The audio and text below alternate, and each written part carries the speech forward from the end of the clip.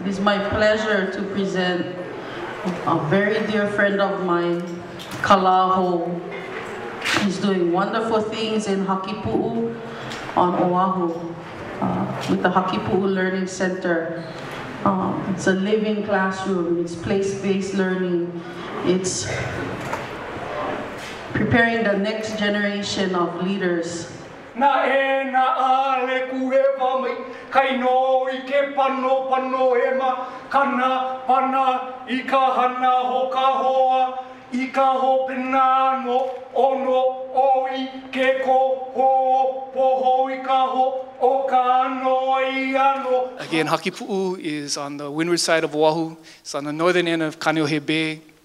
I think it's especially a beautiful thing being here in Molokai, because Molokai has really inspired us in Haki Puu. Although it was inspired by a saying that was taught to us by John Kaimikawa, which was taught to him by Molokai, Aina Momona.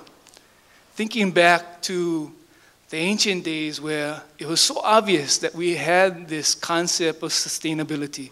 We had a grasp of reality in such a way that we could be in the present, honor the past, and plan for the future. So I don't want to limit ourselves necessarily to just being Kanaka, but we're part of this whole place, just like this Aina was Hanau, this planet was Hanau, this whole universe was Hanau. You know, it's not just about a human-centric kind of thing. So we open it up to Maoli. It just means to be real. And I especially like that because it's not only a way to identify ourselves, but it's also a way to challenge ourselves. You know, what should you do? Be real. Do what you feel is real. Do what you know to be real. And there you have it, you Maoli. You know, at heart, I'm really just a simple girl from the country. As Luana mentioned, I was born and raised there. I grew up in Kalihivai. And while we were growing up, we had a big kuleana. Our extended ohana and my parents and grandparents in particular made it clear that it was our responsibility, really, to leave this place better than we found it. And so at a young age, actually, when I was in elementary school, I decided that I was going to go into law to ensure that I could have a hand in protecting the areas that were special to me, the things that make Hawaii truly special. For those of you who haven't been to Waipa'a, it's a very, very special place. It's a 1,600-acre ahupua'a that fronts Hanalei Bay.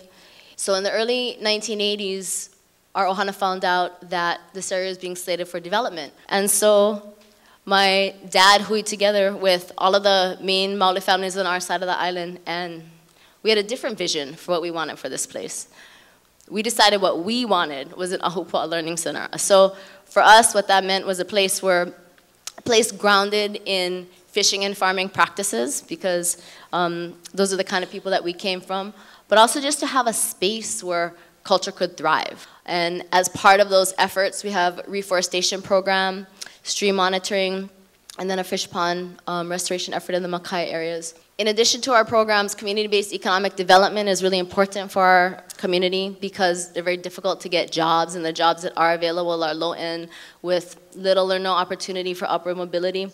So we have an organic farmer training program called Field of Dreams that not only makes use of the farmers and provides some additional income from them in the area, but trains young people who are interested in doing this and then allowing them to farm at Waipa'a. At Waipa'a in our community, I think we talk a lot about ho'olako, the way people on Molokai talk about aina momona.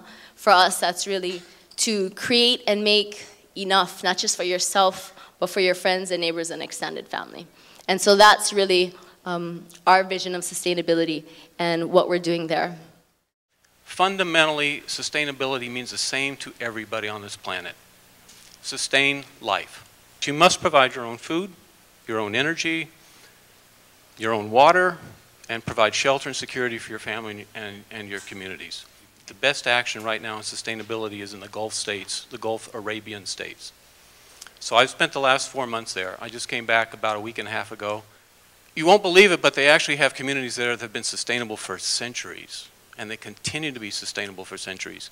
The one on the left is actually in the mountains of Oman. And you can see they've got their beautiful villages up on the hillside, and then right down below, you've got the agriculture. So food production is right next to the city, right? So people work in the fields, they bring their food back, it's fresh produce, and they bring in their water on these aqueducts called filages, and they build underground. Because underground, if you dig into the earth, you obviously get a cooler temperature. So now we come to modern Arabia. What they're doing over there is all their buildings now are becoming producers, not consumers. The buildings, they're either 100% solar powered, or they're producing biodiesel. These new designs you can see are now gardens. So now they're integrating food production gardens within their towers. And again, coming back to the 4 basics, energy, water, waste, and food. No waste. They will have no waste in their city. The city's powered 100% with renewable energy. There's no fossil fuels used in it at all. There's no sustainability perfect world. There's going to always be compromise. Now, my thesis, however, is you can't compromise if it's not within the principles of sustainability. Do not give up. Do not compromise if it's not within the principles of sustainability. So what you have to do as your community group is define what your principles of sustainability are and then hold to them. But be sure that your principles of sustainability do include, it's inclusive, right? Sustainability is a win-win. It's not a win-lose. It's always a win-win. The green economy is really about looking at where we are in the world and this unique time that we find ourselves, and looking at each other, looking within our heart, looking at our children and saying, we deserve to live the best life. I want to talk to you about some things that are happening thousands of miles away in Washington, D.C.